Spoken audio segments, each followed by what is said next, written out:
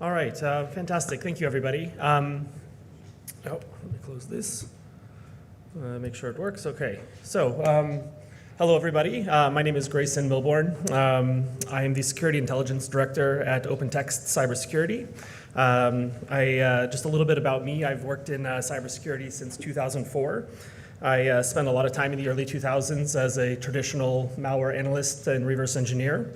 Eventually became the director of research at WebRoot, and our company was eventually acquired by OpenText in 2019. But I have a long history of being really passionate about cybersecurity and protecting people, and ultimately also AMTSO, which I joined back in 2012, as I really support the mission of better testing. And the RTTL to me represented a great opportunity for solving one of the big problems in third-party testing, is that you can have great transparency and a great methodology, but sample bias can certainly still become a challenge that can warp the results of a test, and that if you have not a very well-distributed set of samples in your test, the results can be somewhat misleading. So I was very excited about RTTL to create a community-driven pool. But what we've seen is that we've struggled to attract newer members to contribute. And so I had this idea that we can enrich this service using sandboxes to detonate samples that are submitted, and providing a more comprehensive view of that data as opposed to just a sample feed.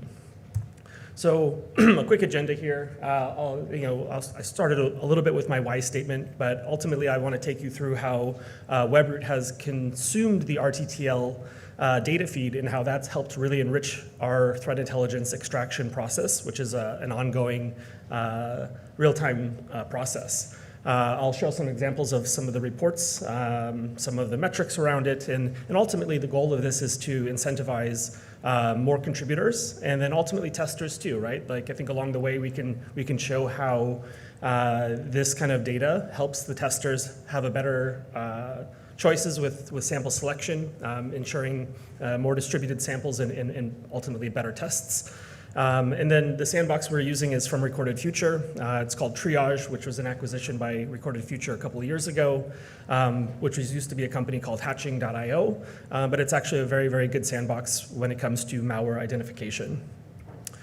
So a little bit of information about RTTL. As you can see here, there's about 15 to 16 active contributors, which we know that there's 65, 70 members within AMTSO, but we're not seeing many people contribute. And so what I would like to see is more people contribute. And so this presentation is really the journey of how we can do that. So I first want to talk about the WebRoot use case, because for us, we've been active. I've been part of the RTTL working group for probably 7 years or so. And for us, once we started contributing, which we were only able to do about a year ago, as we started collecting samples from our customers, we now have a mechanism to share that. And so what we've built on our back end is a threat analysis pipeline. And the whole goal of this is for us, before even RTTL, was that from an endpoint malware or endpoint protection solution perspective, it's great that you block malware. That's what the customers expect. But when you block a sample, you lose out on the knowledge of what it might have done. And so we built a system to collect the samples. We have a pipeline that does a lot of different file interrogations. And part of that is the triage sandbox. And so the goal here is for us to detonate all malware that we block by our customers, as well as detonate suspicious samples to support our threat research team. And then triage basically helps us extract malware configuration. And this is one of the things the sandbox does really, really well, is that it tags several hundred families of malware, along with many behavior elements as well. And so ultimately, we started consuming on a daily basis the top 1,000 malware tag samples that were submitted by other vendors, and detonate them back through triage to extract out the IOCs, which we ultimately feed back into our own systems. And since we started doing this, we've more than doubled the daily IOC extraction and C2 and other artifacts. So for us, RTTL has been immensely valuable. And so I hope to encourage and share with that with you today. So a little bit more about triage. What's really nice about this sandbox is it's fully hosted. It's basically like Sandbox as a service. It has a very active research team that on a weekly basis releases a blog and updates to the new types of malware that they have created identification for. And again, there's extensive behavior-based tagging, which again can be very useful for researchers, but also for testers to ensure that they're looking at samples that are reflective of the various techniques that malware uses to infect PCs. One of the things I really like about it is that they have malware configuration extractors, and so this helps you understand not just the network information that goes on when you detonate a sample, but ultimately to isolate out the specific communication channel that the malware uses to connect either to the C2 server, or in some cases we see it's like a spam bot, and so it's connecting to a mail server. And so the configuration extraction is really like the gold mine out of the sandbox detonation. And then, of course, you see the other things that are pretty common in a lot of other sandboxes with respect to like MITRE TTP mappings. All of the samples that or dropped files are collected, and it's very easy to resubmit. For example, if malware drops other executables or DLLs, you can automate the resubmission and full extraction of the entire attack chain. The other thing I really like about it is it's very supporting of Yara, and so they use Yara for most of their detections, but you can also submit your own rule file into the sandbox, and so this would also encourage contributors, if we like, we could tune this very nicely to not just use what Triage knows about, but we could also leverage other vendors' support of Yara. And then ultimately, the reports are really easy to consume. It's very user-friendly with respect to searching based on the families or the tags or the behaviors. And then they also have nice like PDF reports if it's easier for sharing information that way. Also, they support basically every file type. So some sandboxes are more tuned to Windows executables, but in our testing of Triage, they do a very good job with Linux detonations and Android detonations. And so here's just kind of a list of everything they support. But for what we're consuming through RTTL, basically this would cover everything that I've seen submitted. So let's jump into a couple of examples.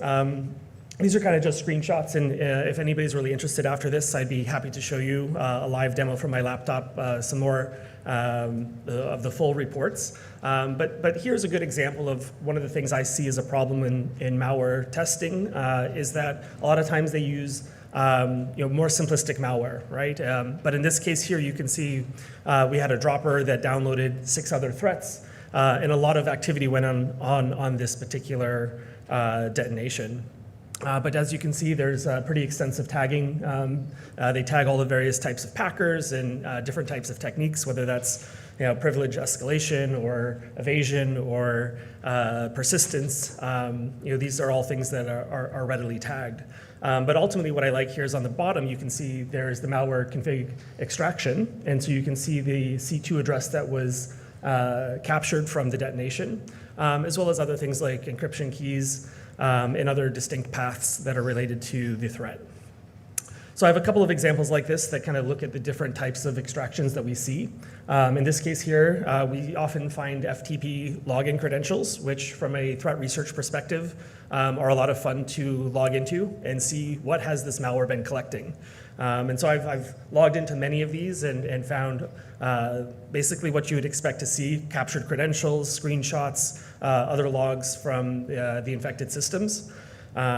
So again, really kind of cool information to grab. And when you think about all of this, it's think of it in the context of the additional value, right? Like if I can download a sample from the feed, that's great, but I don't really know what that sample does. And as vendors who contribute, we can tag it with a family, but naming conventions can be kind of distinct to each vendor, and this provides sort of a normalized approach to identifying the types of threats.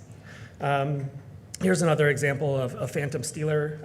This one has some SMTP credentials, and so again, it's easy enough to log in and poke around and do proactive threat research.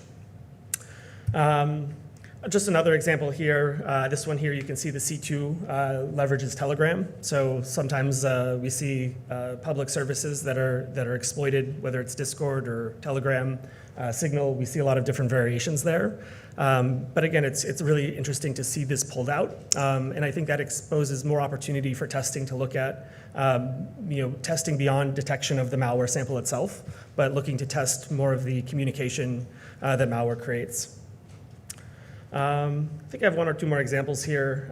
This one here looks at, again, another C2 extraction for Dark Comet. And again, trying to extract out all of the various communications that the C2 can provide. One of the other cool things that we see is malware hosting. And so I think one of the challenges third-party testers have is finding actively hosted malware. Sometimes that's hosted on public infrastructure. And so in this case here, we can see XRED uses Google Docs, it uses Dropbox. These are typically more difficult to block, and certainly these services are always looking to remove these types of malicious hostings. But again, from a testing perspective, it can be really useful to generate a list like this and have a rich source of malware hosted through C2 extraction data. So just a bit more about like how the sandbox shows you the data. Here, this is actually some of the signatures that were pulled from that first example that had, I think, 7 different malware families. All doing different things. And so, again, the benefit of this is the deep tagging and how easy it is to then find malware that contains specific characteristics, right? So from a tester's perspective, maybe I want to look at malware that does defensive evasion. You can then look for all the different types of families that contain that specific behavior. Similarly, you can look for combinations, right? So when what malware families typically are operating together. Just kind of another example of this, we see a lot of ransomware obviously come through our feed, and similarly, RTTL collects a lot of ransomware samples. And so you can search based on ransomware, but you can also search based on really any of the tags. And then for each of these, if you see it has like IOCs, you can click on that and it will show you specifically in the sandbox run where that particular IOC was extracted from. Obviously, like most sandbox have detonation logs, and so here's just a couple of examples that are very indicative of ransomware. So deleting VSS admin. Again, you can just search for things like does it detonate or does it execute VSS admin, right? Typically, anything that's executing that, why is it doing that? Typically, it's ransomware. And so these are just, again, some great insights. We use this internally for supporting our EDR technology, where we're much more concerned about what legitimate Windows processes are doing. But this helps us mine this data to basically define rule sets for malicious command parameters, targeting many of the lullabins that malware actors try to leverage to fly under the radar and not introduce necessarily new applications, which can often trigger suspicion. Here's just another example of some of the different command parameters that we see that are somewhat interesting for us to analyze. Just some examples also of ransomware configurations, right? So ransomware typically will always drop a text file indicating, hey, you need to connect to our Tor domain, and here's your special key to log in. From a research perspective, this again is really fun to look at and ultimately very easy to find, because you can just search for onion in any of the detonation reports and quickly find a list of sometimes novel malware, right? They do their very best to try to have configuration extractors for different ransomware, or at least tags through Yara. But a lot of times what I'll find is, I identify new ransomware basically using a search just on the presence of an onion domain. So this one particular here is GAN Crab, still quite prevalent. This one here was a Shinobi group. They didn't have a tag for this one, but from a threat research perspective, it was really kind of cool to log into Tor, use the specific key they give you, and basically analyze the way the ransomware communicates with the customers. This one here is for Lockbit. Again, it's just kind of fun to see the different techniques they use to talk to you and how they're going to be your best friend and help you along the way to make sure you recovered all of your data. But we know ransomware continues to be a problem like this. So those are some examples of the detonation reports, and honestly, there's so much more, but that's a little bit of a taste. But really what I wanted to show you is how it's valued us. And so the data that I crunched through for this report looked at the last 6 months of our detonations. And in that time, we had just under 500,000 sandbox detonations. About half of those come from our own customers, and about half of those came from the RTTL feed.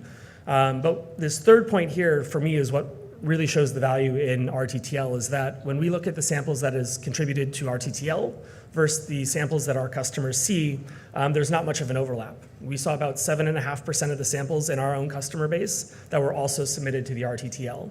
And for Webroot, that makes sense because the vast majority of our customers are in the United States. And so we don't expect to see the exact same families of malware everywhere. Some malware is like that, but certainly for the RTTL data, we saw many more examples that were unique to us, which really helped us fill out our own threat intelligence coverage.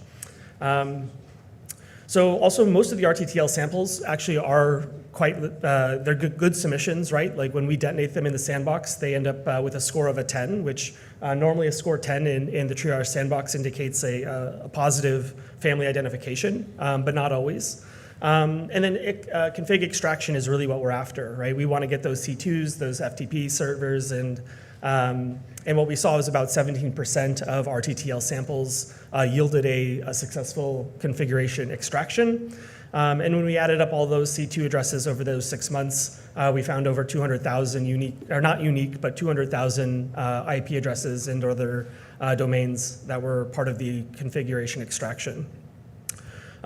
So just some of the timelines, like this is our own customer data. And so you can see the purple at the bottom are our positive identifications. We also send a lot of suspicious files that we don't have positive identification for until we detonate it in the sandbox. And so from our perspective, we see far fewer meaningful detonations. And our goal is really to leverage the sandbox as effectively as possible so that we have a more of a one-to-one relationship for files that are detonated that yield meaningful threat intelligence extraction. Now, if I compare that to, here's the RTTL timeline. So the RTTL sample set, as you can see here, has a very high successful detonation rate, which is great. That means a lot of the people who are contributing, or most of the people who are contributing, are providing meaningful samples. It's good to see that. One of the other things to show here is also the diversity of samples that come into RTTL. And so, we see more Brube and Foxif than any other samples through RTTL. But it's a very diverse set of malware samples. And if we compare that to the Webroot pool, we see that we have a much more narrow diversity of samples that come from our own customers. So for us, again, it's a great mechanism for us to expand what we're aware of outside of what our customers see and really leveraging what the community sees. Beyond that, we also have the different tags. And so not surprisingly, discovery is the most prevalent behavior-based tag that we see. But what we also see here are the various combinations that are most common. And I think this comes back to how testers could better leverage the service to ensure that the samples that they test are distributed across the various types of behaviors that exist. So a couple of examples of just how we've pulled this data together to have a better picture and understanding of the connections that are made by malware. So this is an example of MiloBot, and this is just in the month of September, the various domains that support the communication infrastructure with this particular threat. And the idea here is, again, from a testing perspective, this enables testers not just to look at, how well do vendors maybe detect this particular threat. Maybe they missed the threat, but are they able to detect the communication channels? So I have a couple other examples like this with Brube, because that was one of the most prevalent ones that is submitted to RTTL from vendors. But again, you can kind of see the naming conventions that they use for domain generation, For me, from a threat intelligence perspective, it's really cool to be able to, pick a family and then understand all of the communications that have been observed through the sandbox detonation. I know I'm running close on time, so I'm going to go through some of these a little quicker. But GULoader, again, like you see the various distributions. Dridex is still quite popular, and again, you can see the different IP addresses, and some are more common than others. But this again helps you really identify the C2 connections that are made by the malware. So again, the core point of this presentation is to attract more contributors, and along the way, make it more attractive for third-party testing. And so, for attracting new contributors, I think right now, we grab what's submitted, but it would be even cooler to grab all of the IOC extractions so that instead of it just being a malware feed, it can also be a IOC feed. Beyond that, it can help us as a research team. We might know that we're trying to improve our detection of a certain family of malware. Now I can use RTTL to potentially, if we make some of these upgrades, find specific families or variants of malware that target what our research goals are. We also find a lot of novel malware that we don't have previous identification for to a specific family or variant, but you can certainly see that through analyzing the detonation reports for behaviors that are very typical with malware. And ultimately also like the combinations of how malware works together. And a lot of times in testing, again, we see a specific family tested, but not necessarily how that family might come onto the system. And so this helps you identify, again, which malware families are working together, which I think is important when you consider how you should test against different types of threats. And then similarly for testers, right? I think one of the big challenges still is sample bias, and a service like this really helps offload the workload of third-party testing and doing the validation, and that they could use a system like this to make sure that when they design their tests, right, that they have a distributed set of samples that's more reflective of active malware as seen through RTTL. And again, I would love to see more complexity in testing. We talked about the 99.9 problem before, but I think part of that is that not the most sophisticated and difficult to test threats are often included, just because of the additional complexity that they add as far as the testing process. So one of the other things, as I mentioned before, is also malware URL hosting. And so being able to actively pull samples that are hosted by a botnet is another great feed, right? If a tester wanted to, instead of grabbing samples, grab a real-time feed of actively hosted malware, I think that would also be very valuable. So I want to do this, right? But unfortunately, Triage is not a free service. And we've been a good partner with Recorded Future in using Triage over the past couple of years now. And actually, I made the pitch to them about a month ago. I talked to our account executive and explained to them, what is AMTSO? Why do you guys want to join it? And they seem very receptive to this. And so it's not very expensive, but obviously AMTSO is a not-profit organization. We don't have a deep budget. But I think if we are able to incorporate triage detonations of all RTTL samples, it would make the service considerably more valuable than it's been in the past. And so I'm waiting. I was hoping to get an update. I've sent 5 or 6 emails in the last few days trying to rattle the chains and get them to commit to something. Unfortunately, still at this time, I haven't gotten an update, but I'm persistent, and so I know I will. And so I suggested to them that in exchange for your membership fee, perhaps you would contribute 10,000 daily detonations in your sandbox. One of the other things that's nice about the sandbox is we can either choose to be part of the Recorded Future threat intelligence community with our detonation data, or we can also choose to keep it private. I think given the nature of RTTL, it probably makes sense for us to contribute to their public threat intelligence, again, incentivizing them to contribute their services to us. And ultimately then, they get a little bit more brand recognition, we get another vendor, which is ultimately the goal. So what are the next steps, right? So like, should we do this? And I think this is an active discussion. I mean, RTTL is a great service. There's a lot of different types of sandboxes out there.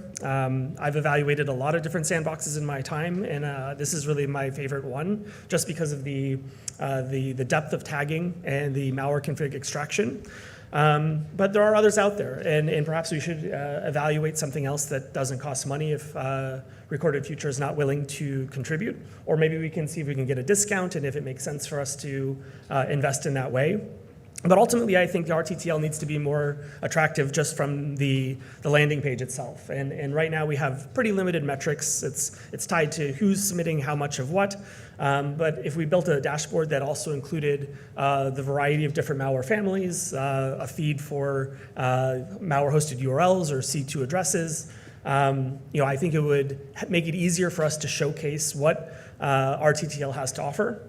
And then beyond just vendors, right? I think vendors are great, and we want to collect samples from other AVs, but I think universities today also offer a really enormous pool of potential contributors. And so I think if we have this feature and we have a better dashboard, we could definitely engage universities that have cybersecurity programs and showcase how this could be a useful service for them to source samples for their own research, and ultimately also contribute, because these programs also do their own threat hunting and discovery, and it would be great to include them in our RTTL process.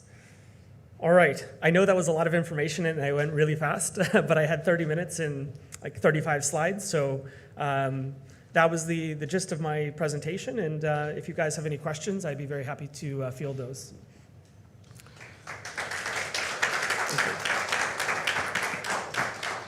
Thank you very much, Grayson. Excellent stuff. Yeah, we are literally on coffee break, okay. But the next session will be all about RTTL with Alex.